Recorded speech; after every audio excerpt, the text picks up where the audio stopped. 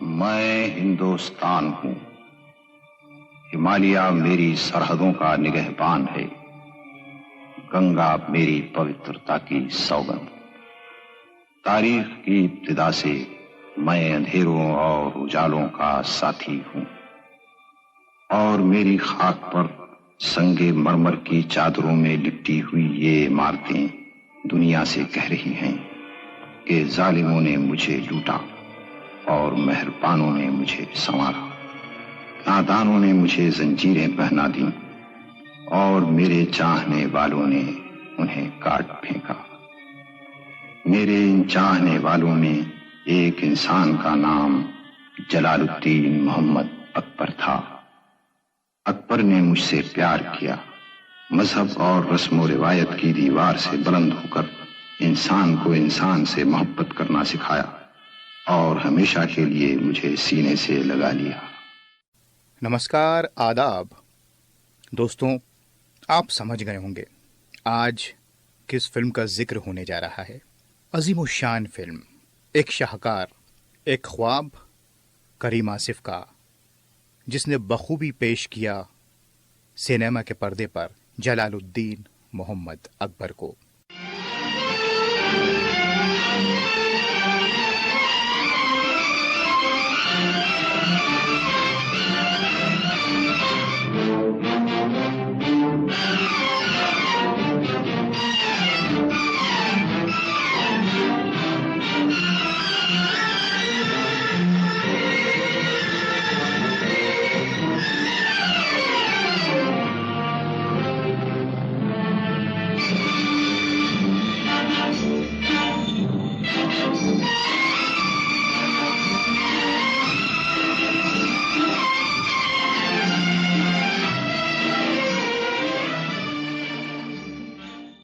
वैसे तो अकबर के ऊपर कई फिल्में बनी, लेकिन मुगल आजम को सबसे ज्यादा याद किया जाता है। लोगों को पहली बार ऐसा लगा कि यही अकबर हैं, पृथ्वीराज कपूर ही अकबर हैं। शहंशाहों के शहंशाह, तूने इस हकीर बंदे को अपने खजाने से दुनिया की तमाम नेमतें अता की। जहां पनाह और जिल्ले इलाही कहकर पुकारने वाली आवाजें सुनाई, अब बाप कहकर पुकारने वाली आवाज भी सुनाते। ये दोनों जहान के मालिक अकबर को दुनिया में बेनामो निशान न बना। मुगल आजम दरअसल एक ऐसी फिल्म है, या फिल्म है ही नहीं, एक तकरीबन हकीकत हो गई है। हालांकि उसकी कहानी को आप बहुत ज्यादा हकीकत से नहीं जोड़ सकते, लेकिन लोगों के बीच में इतनी मशहूर और मकबूल है कि उसको हकीकत मान लिया गया है। जितनी कहानियां उस फिल्म की हैं, उससे ज्यादा कहानियां किस तरह से ये फिल्म बनी, और लोगों को काफ़ी इसकी बातें, काफ़ी किस्से मालूम हैं। ऐसा कहा जाता है कि लाहौर में एक बाज़ार है, अनारकली बाज़ार, वहाँ पर अनारकली का मज़ार है। वहीं से फिर इम्तियाज़ अली ताज साहब जो कहानीकार थे, उन्होंने एक ड्रामा तैयार किया। इस ड्रामे को कोई कर ना सका क्योंकि बहुत लंबी कहानी थी, सेट्स बड़े बड़े थे। किसी तरह से ये कमाल अमरोही साहब तक पहुंची और उन्होंने फिर इसकी स्क्रिप्ट तैयार की। काफ़ी लोग इस फिल्म को बनाना चाहते थे लेकिन नहीं बना सके, तो ये किस्मत में थी करीम आसिफ, जो एक फक्कड़ इंसान थे, बस सिगरेट पीते रहते थे। गरीबी का यह आलम के घर में 6 कप भी नहीं थे चाय के, अलग अलग थे। आप अंदाज़ा लगा लीजिए, लेकिन जुनून मुगल आजम का। जवानी की खुमार में डूबी हुई इस तहरीर को आखिर तक पढ़ो। नाचीज की जबान माजूर है। आज हद अदब मुकर्रर नहीं, बयान हो। अगर जिल्ले इलाही को मेरे फैसले से इनकार है तो वो समझ लें कि बगावत हो चुकी। 1951 में आसिफ साहब ने ये स्क्रिप्ट जब पढ़ी कमाल अमरोही साहब के साथ, तो वहीं से ये फैसला कर लिया कि फिल्म बनाएंगे। और मैंने आपसे कहा, पैसे जेब में कोई नहीं। फिल्म शुरू हुई किसी तरह से, और फिर पहले इसमें चंद्रमोहन थे, नरगिस थी, फिल्म ना बन सकी। खैर, आसिफ ने हिम्मत नहीं छोड़ी। तकरीबन 9-10 साल वो इस फिल्म के साथ रहे, जुड़े रहे। ये कोई मजाक की बात नहीं है। इश्क ये सब दुनिया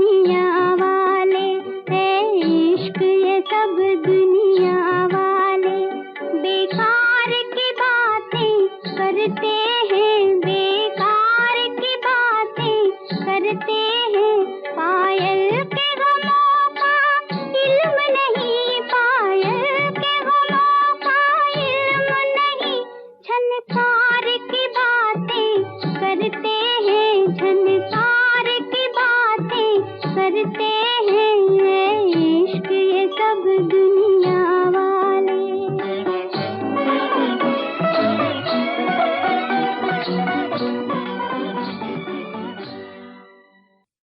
मुकद्दर लेकिन आसिफ का जोरों पर था। फिर स्टिलिंग इन्वेस्टमेंट कॉरपोरेशन के मालिक शाहपुर जी पालोन जी आते हैं और वो फिर प्रोड्यूसर बनते हैं इस फिल्म के। यहीं से आसिफ और शाहपुर जी का रिश्ता जुड़ता है। बीच में कई लड़ाइयाँ भी होती हैं बजट को लेके, क्योंकि मुग़ल आज़म को कोई बजट तो था नहीं। खैर उस पर हम बात करेंगे। अब साहब ये फिल्म शुरू होती है और धीरे धीरे इसमें फिर पृथ्वीराज कपूर साहब आते हैं, दिलीप साहब, मधुबाला, निगार सुल्ताना, कुमार, मुराद, अजीत, दुर्गा खोटे, म्यूज़िक नौशाद साहब का, अमर गीत शकील बदायूनी साहब के। खैर शकील साहब और नौशाद साहब की तो जोड़ी भी रही है, ये हम सब जानते हैं।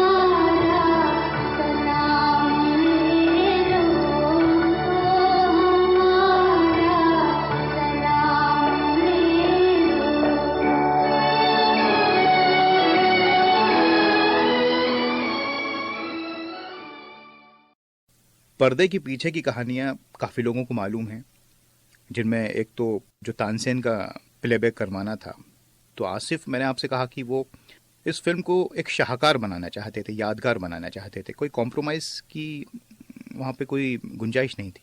ये अलग बात है कि प्रोड्यूसर बड़े परेशान थे।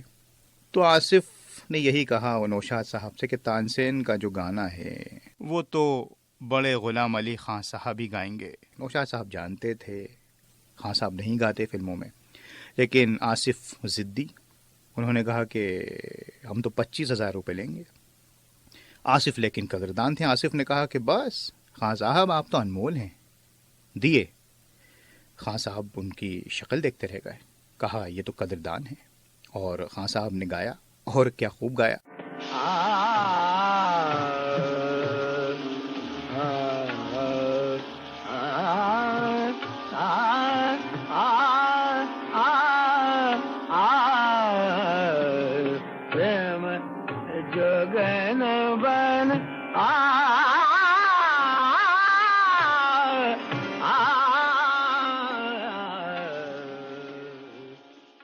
एक और जो मुझे किस्सा याद है कि यही जो स्क्रिप्ट है तकरीबन बीच में, क्योंकि मुग़ल आज़म को बनने में काफ़ी वक्त लगा, तो 1953 में फिल्मिस्तान ने एक फ़िल्म बनाई अनारकली, जो बड़ी मशहूर हो गई। उसकी कहानी तकरीबन यही थी और गाने भी बड़े हिट रहे।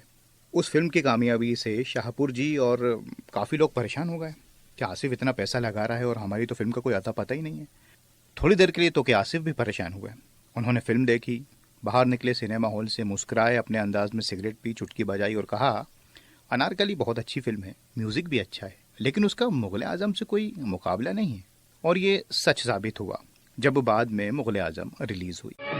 ताज हुकूमत जिसका मजहब, फिर उसका ईमान कहाँ।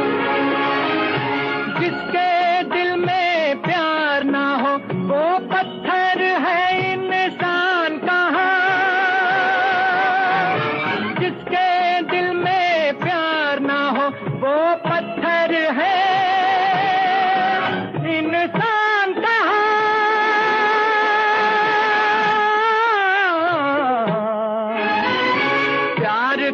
दुश्मन होश में आ हो जाएगा बर्बाद। जिंदाबाद जिंदाबाद है मोहब्बत, जिंदाबाद है मोहब्बत, जिंदाबाद जिंदाबाद जिंदाबाद जिंदाबाद।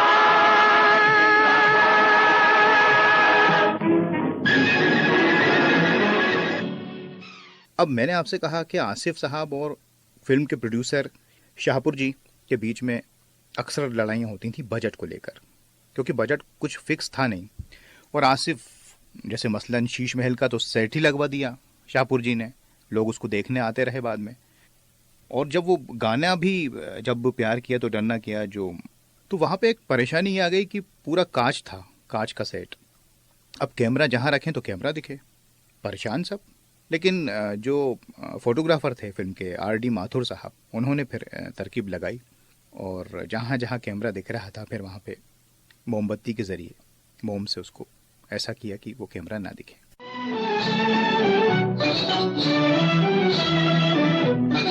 उनकी तमन्ना दिल में रहेगी, समाई सी महफिल में रहेगी। उनकी तमन्ना दिल में रहेगी, समाई सी महफिल में रहेगी। इश्क में जीना, इश्क में मरना, इश्क में जीना, इश्क में मरना। और हमें अब करना क्या, जब प्यार किया तो डरना क्या, प्यार किया तो डरना क्या, जब प्यार किया तो डरना क्या।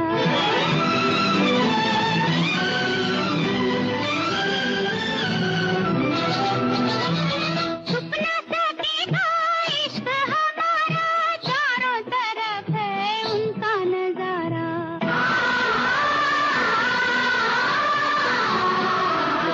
सपना सकेगा इश्क हमारा, चारों तरफ है उनका नजारा।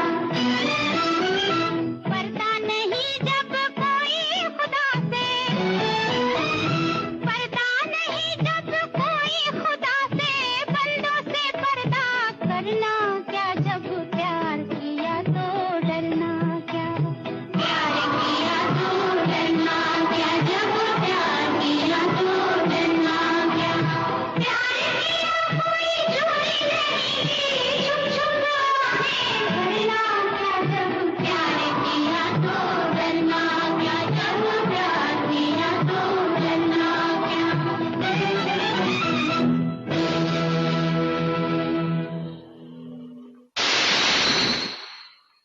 पैसा बहुत लग रहा था और फिल्म खिंचती चली जा रही थी। एक बार तो प्रोड्यूसर ने, शाहपुर जी ने आसिफ को तकरीबन फिल्म से बाहर निकाल ही दिया था। जब जंग का सीन शूट करने के लिए आसिफ ने पैसे मांगे राजस्थान में सलीम और अकबर के बीच, तो शाहपुर जी ने कहा नहीं, अब आप जाइए, अब हम ये फिल्म किसी और से करवा लेंगे। सोहराब मोदी का नाम लोग लेते हैं। लेकिन दिलीप कुमार बीच में आए, जो आसिफ के बड़े गहरे दोस्तों में रहे, और उन्होंने कहा प्रोड्यूसर से कि साहब आसिफ एक गरीब आदमी है और मुग़ल आज़म खाली फिल्म नहीं है उसके लिए, एक ख्वाब है जो हकीकत तकरीबन होने वाला है। थोड़ी बहुत ही फिल्म बची है, आधा पैसा आप दे दीजिए, आधा मैं दे दूंगा, जो मेरी फीस है आप मत देना। प्रोड्यूसर मान गए और फिर जंग के लिए जो सीन शूट होना था राजस्थान में, उसके लिए तकरीबन 7 लाख रुपए दे दिया। शहंशाह रोया नहीं करते शेखू, बाप की आंखों में आंसू है। शेखू, यह गरीब बाप शहंशाह अकबर के उसूलों से मजबूर है, और सलीम अपनी मोहब्बत से।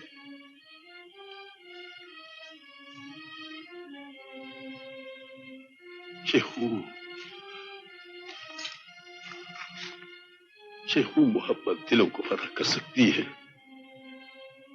फौजों को नहीं। तुम्हारे जज्बात शहंशाह की बेपनाह ताकत का मुकाबला नहीं कर सकते। इसका फैसला जंग करेगी। सलीम, शहंशाह के फैसले को जंग का इंतजार नहीं, जंग के नक्कारे की पहली चोब अनारकली की मौत का ऐलान कर देगी।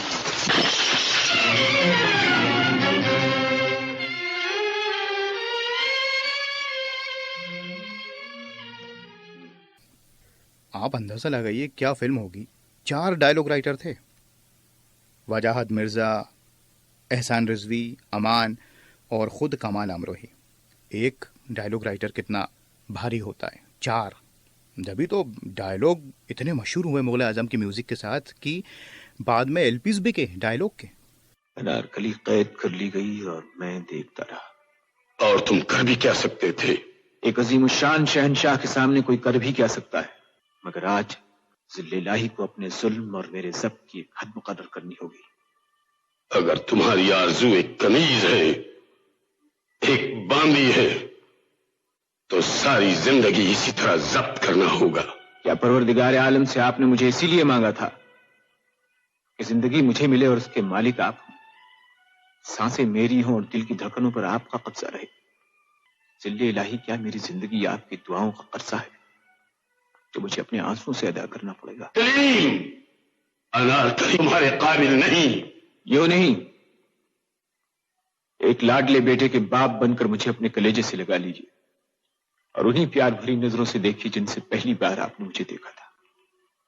मुझे हिंदुस्तान का शहजादा नहीं, अपना बेटा समझिए और फिर कहिए कि अनारकली मेरे काबिल नहीं। हम एक लाडले बेटे के शफीक बाप जरूर हैं, मगर हम शहंशाह के फर्ज को नजरअंदाज नहीं कर सकते। हम अपने बेटे के धड़कते हुए दिल के लिए हिंदुस्तान की तकदीर नहीं बदल सकते।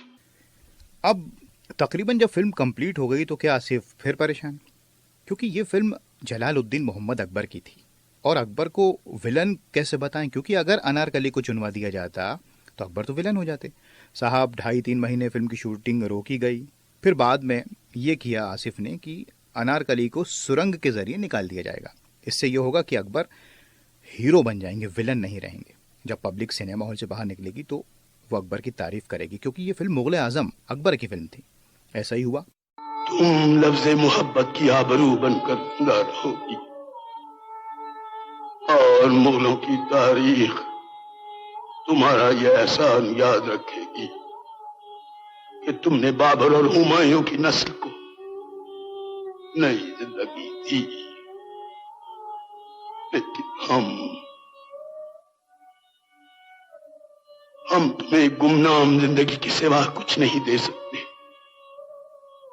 हम मजबूर हैं, बखुदा हम मोहब्बत के दुश्मन नहीं, अपने उसूलों के गुलाम हैं। एक गुलाम की बेबसी पर गौर करोगी तो शायद तुम हमें माफ कर सको। और इस तरह से फिर 5 अगस्त 1960 को मुगल आजम की रिलीज की डेट फिक्स कर दी गई।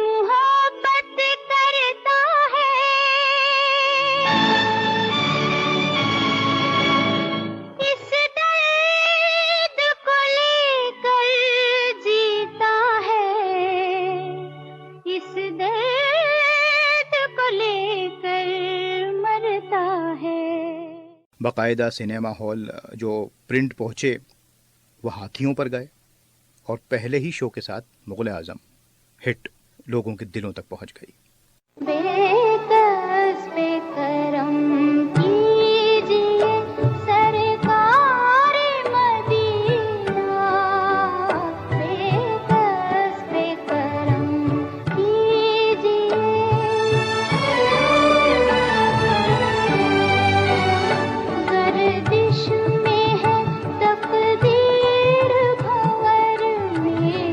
सफीना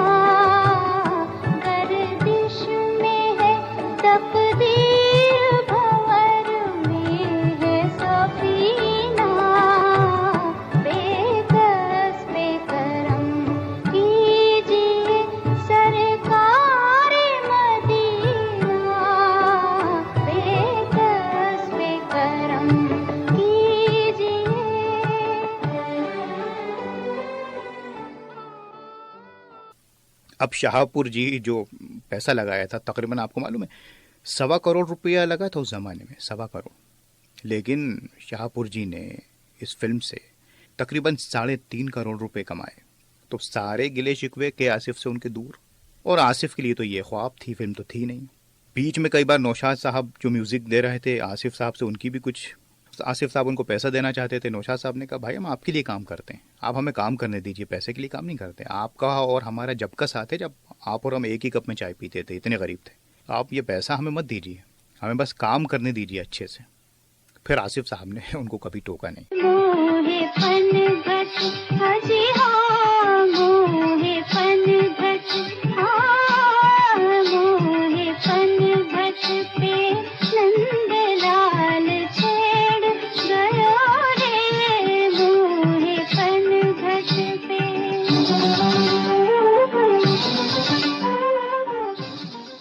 इस फिल्म से काफ़ी लोगों को फ़ायदा हुआ, खुद आसिफ को, प्रोड्यूसर को, पृथ्वीराज साहब, दिलीप साहब और मधुबाला की तकरीबन बाद में भी कुछ फिल्में आई, लेकिन ये इस फिल्म के बाद वो ज़्यादा काम नहीं कर पाई बीमारी की वजह से। ये भी एक विडंबना ही रही।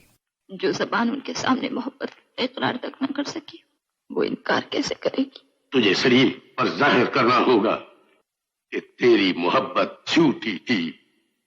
एक कनीज ने हिंदुस्तान की मलिका बनने की आरजू की और मोहब्बत का खूबसूरत बहाना ढूंढ लिया। ये सच नहीं है, खुदा गवाह है, ये सच नहीं है, ये सच नहीं है। लेकिन तुझे साबित करना होगा कि यही सच है। मुगल आजम और के आसिफ दोनों आप समझ लीजिए कि एक ही हैं। मुगल आजम का जब जिक्र होता है तो आसिफ को आप याद करेंगे, कि आसिफ का जिक्र होगा तो मुगल आजम को। वैसे कि आसिफ साहब ने अपने करियर में 3.5 तकरीबन फिल्में बनाई, फूल, हलचल, मुगल आजम और आखिरी फिल्म जो कंप्लीट नहीं हो सकी, लव एंड गॉड, और आसिफ इस दुनिया से चले गए। लेकिन याद उनको मुगल आजम के लिए ही किया जाता है, किया जाता रहेगा, क्योंकि मुगल आजम एक शाहकार है। अब तो मुगल आजम क्या बनेगी और क्या ही के आसिफ आएंगे, मुझे तो नामुमकिन लगता है। लेकिन खुशनसीबी हमारी कि मुगल आजम हमारे पास है, और जब तक ये दुनिया रहेगी मुगल आजम का जो डंका है वो बजता रहेगा, लोग उसे देखते रहेंगे। और सीखने वालों के लिए भी काफ़ी सीखने के लिए है, डायलॉग, म्यूज़िक, अदाकारी और एक जुनून के आसिफ का।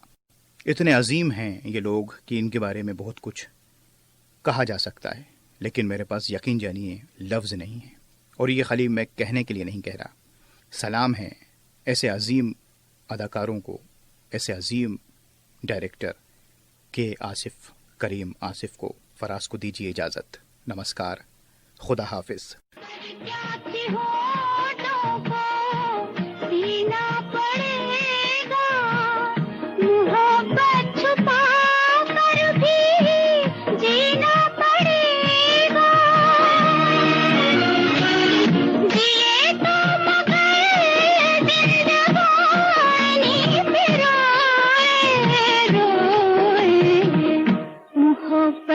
झूठी